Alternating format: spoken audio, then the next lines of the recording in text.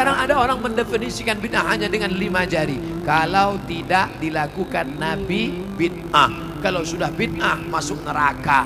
Kalau begitu pembahasannya, nanti kamu bisa memasukkan sahabat Nabi dalam neraka. Betul. Tidak boleh dijadikan sandaran untuk ibadat yang khusus. Ini satu benda. Hadis yang umum ni. Dalil umum. Islam Dalil galakkan kita baca Quran. Kita tak boleh ambil dalil tu untuk buat satu ibadat yang khusus dan kita kata sunat secara khusus. Tak boleh. Halo semuanya, Assalamualaikum warahmatullahi wabarakatuh. Berjumpa lagi dengan saya, Merreact TV. Oke, apa kabar hari ini? Mudah-mudahan kabar daripada Anda semuanya semoga baik-baik saja. Oke, seperti biasa, jom di video kali ini kita masuk ke program mengaji lagi. Kita mengaji teman-teman, karena penting. Mengaji itu sangat-sangat penting agar kita bisa tahu mana yang hak dan mana yang batil, mana yang benar dan mana yang salah. Kita mengaji kepada dua ustadz di Malaysia. Ada Ustadz Indonesia dan juga ada Ustadz Malaysia. Dan satunya yang daripada Indonesia itu sangat-sangat terkenal sekali di Malaysia. Beliau adalah Ustadz Abdul Samad dan satunya adalah Dr. Rozaimi. Yang dimana dua-duanya memiliki sudut pandang yang berbeda tentang sunnah. Ustadz Abdul Samad mengatakan bahwa beginilah pengertian bid'ah. Dan inilah yang dimaksud dengan bid'ah. Sedangkan Dr. Rozaimi mengatakan berbeda.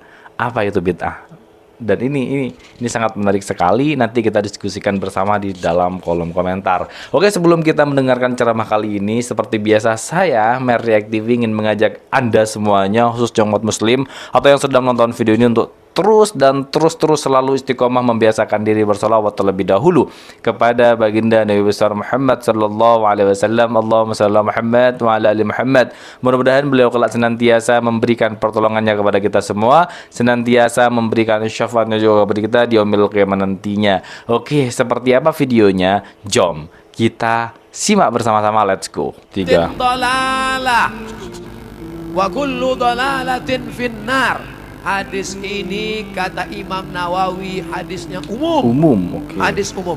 Tolong belikan saya ayam. Tolong belikan saya ayam. Ayamnya umum.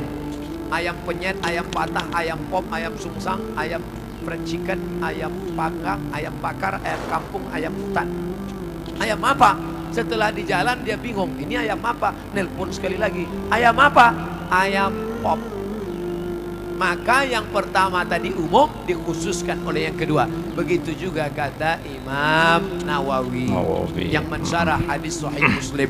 Kullu bid'atin dalalah. Semua yang bid'ah itu sesat, umum.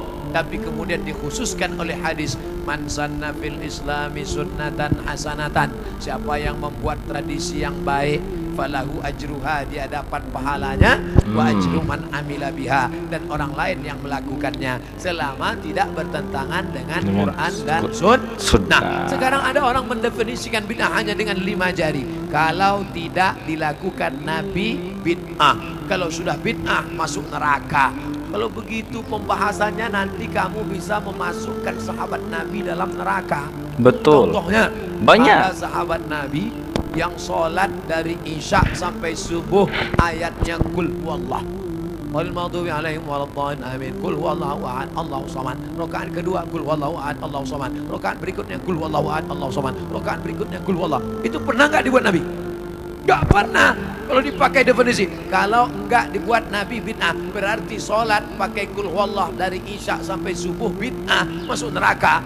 Nama sahabat Nabi yang sholat begitu siapa? Qatadah bin Nu'man dalam kitab hadis Musnad Ahmad bin Hanbal. Oh, jelas ya. Tapi perbuatan itu dibenarkan Nabi. Sunnah takririyah. Oke, itu Nabi masih hidup. Bagaimana dengan Abu Hurairah? Abu Hurairah sebelum tidur malam menyimpul tali 2000 simpul tali dipakai bertasbih sebelum tidur malam. Subhanallah, subhanallah, subhanallah, subhanallah, subhanallah. Ada diajarkan Nabi. Hai orang-orang beriman, sebelum kau tidur malam ambil tali jemuran, buat 2000 simpul, sebelum tidur petik 2000. Ada? Tidak ada. Jadi kalau didefinisikan, kalau tidak dibuat Nabi bid'ah, engkau sudah memasukkan sahabat Nabi ke dalam neraka, karena definisi yang singkat, yang pendek, pemiskinan. Oleh sebab itu ulama faham Sudah saya tulis lengkap dengan dalil-dalilnya, 444 halaman terkait masalah bid'ah. Tidak semudah itu, saudaraku. Ada namanya Imam Ibnu Taimiyah. Imam Ibnu Taimiyah kalau selesai sholat subuh, dia tidak keluar masjid. Dia melihat ke atas, membaca Al-Fatihah sampai terbit matahari. Bismillahirrahmanirrahim. Jelas ya. Sangat-sangat jelas. Sampai terbit matahari. Itu tidak pernah dilakukan Nabi. Kalau dipakai definisi, kalau tidak dilakukan Nabi bid'ah, berarti Ibnu Taimiyah sudah membuat bid'ah karena membaca Al-Fatihah dari sejak sholat subuh sampai terbit matahari. Maka jangan katakan bid'ah kalau tidak dibuat Nabi bid'ah. Ini tidak betul. Yang betul adalah kalau tidak ada dalilnya bid'ah. Selama ada dalil hadis qauli, hadis fi'li, hadis takriri, perbuatan sahabat, qiyas, ijma, maka perbuatan itu tidak bid'ah. Oh, bentar teman-teman ya. Jadi kesimpulan daripada pembahasan Ustadz Abdul Somad adalah apa yang tidak disunnah, apa yang tidak ada hadisnya baru itu bid'ah. Jika kita menyimpulkan bahwa apa yang tidak pernah dilakukan oleh Nabi adalah bid'ah, berarti kita sudah menuduh para sahabat yang melakukan amalan-amalan yang tidak pernah dicontohkan oleh Nabi adalah perilaku bid'ah. Hati-hati, ini sangat berbahaya sekali teman-teman ya. Jadi intinya, selama kita berperilaku baik, maka itu akan terdapat ladang pahala. Ingat, banyak sahabat teman-teman yang melakukan ibadah yang tidak sesuai dengan apa yang dicontohkan oleh Nabi atau tidak pernah dicontohkan oleh Nabi. Ingat, itu jelas dan sangat-sangat jelas sekali. Jadi buat Anda semua yang memiliki kritik, saran, please di kolom komentar terbuka lebar. Kita dengarkan juga seperti apa pemahaman daripada Dr. Rozaimi Ramli terkait masalah bab atau pasal bid'ah ini teman-teman. Oke, kita simak bersama-sama. Tidak boleh dijadikan sandaran untuk ibadat yang khusus. Ini satu benda. Hadis yang umum ini. Dalil umum. Islam galakkan kita baca Quran. Kita tak boleh ambil dalil tu untuk buat satu ibadat yang khusus dan kita kata sunat secara khusus. Tak boleh. Contoh, apa kata Ibn Rajab? Bukan semua yang dianggap sebagai ibadat itu menjadi ibadat pada selain daripadanya secara mutlak. Contoh, lelaki yang berdiri di tengah-tengah di bawah cahaya matahari, berdiri, dia nazar, berdiri. Kan? Nabi tak bagi. Dia nazar, tak nak tak nak berganjak, tak nak duduk, tak nak berteduh, betul-betul nak bagi kena matahari dan dia nak puasa. Nabi SAW arahkan dia duduk, dia berteduh dan sempurnakan puasa. Nabi tak jadikan berdiri dia tu dan dia duduk di bawah matahari itu sebagai ibadat. Walaupun menghormati Nabi itu satu benda yang dituntut. Oh, itu jelas ya. Bukan kecinta pada Nabi ni dituntut. Tapi dia berdiri dengan khutbah Nabi, tak duduk-duduk. Dalil tu umum yang suruh cinta Nabi. Tapi cinta tu macam mana? Caranya ikut cara Nabi. Kan kita biasa, bila kita kata benda ni bid'ah, takkan bid'ah kot. Baca Quran kot. Nanti tengoklah neraka ramai je orang baca Quran. Pasal apa ni? Baca Quran. Dia buat lok-lok gitu kan. Tak betul. Maka itu kaedah yang pertama. Dalil umum tak boleh menjadi sandaran untuk satu ibadat yang khusus. Mesti bawa mari ibadat yang khusus punya dalil untuk kata dia sunat secara khusus. Baik. Jelas. Tengok. Ini ulama Syafi'i. Zakaria Al-Ansari, Syekhul Islam. Dia kata walau taqarraba ila Allah ta'ala bisajdatin min ghairi sabab haruma. Dia kata walau ba'da salatin kama yahrumu bi ruku'in mufrad wa nahwihi li'annahu bid'ah wa kullu bid'atin dalalah illa mastuthni. Dia kata kalau satu orang ni nak beribadat kepada Allah, dia pergi sujud tanpa sebab. Maksud bukan sebab salat, bukan sebab sujud syukur, bukan sebab sujud sejadah tilawah. Tiba-tiba sujud. Pasal apa sujud? Tiba-tiba rasa beriman. Salah sujud. Takkan sujud masuk neraka. Allah. Walau ba'da salah, lepas salat tak ada buat apa, sujud. Semata-mata sujud tanpa diawalkan dengan sebab yang membenarkan kita sujud. Seperti syukur, datangnya nikmat, ataupun adanya ayat sajadah, ataupun salat. Dia tak salat, tiba-tiba sujud. Bukan ayat Quran kata wasjud waqtarib, hendaklah kamu sujud. Wasjud waqtarib. Ayat Quran banyak suruh kita sujud. Tapi itu ayat umum. Kita pergi sujud tiba-tiba. Tak boleh. Ikut cara Nabi. Dia kata haram. Haram. Seperti mana diharamkan untuk orang rukuk tiba-tiba. Ni pasal apa pula tunduk-tunduk ni? Rukuk. Merukuk ke merukuk? Rukuk. Dia kata rukuk. Warka'u ma'ar raki'in. Tak baca Quran ke? Warka'u ma'ar raki'in. Tak boleh. Kerana itu adalah bid'ah, kata Zakaria Al-Ansari. Dan setiap bid'ah itu sesat kecuali yang dikecualikan. Dia kata melainkan yang dikecualikan. Maksudnya ada bid'ah yang ada asal.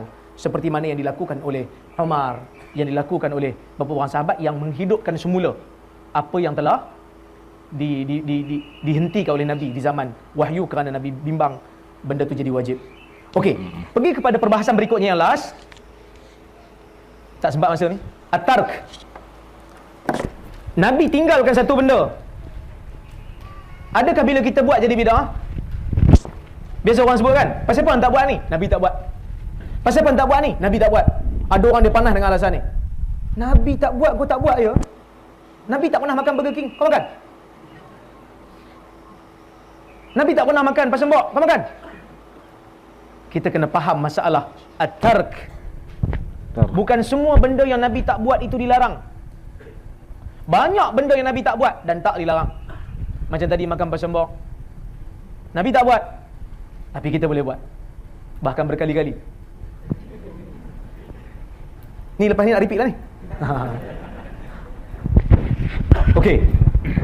Kaedah nak faham, bila Nabi buat, kita tak boleh buat. Pertama dalam bab agama. Tu kena faham dulu. Bab agama.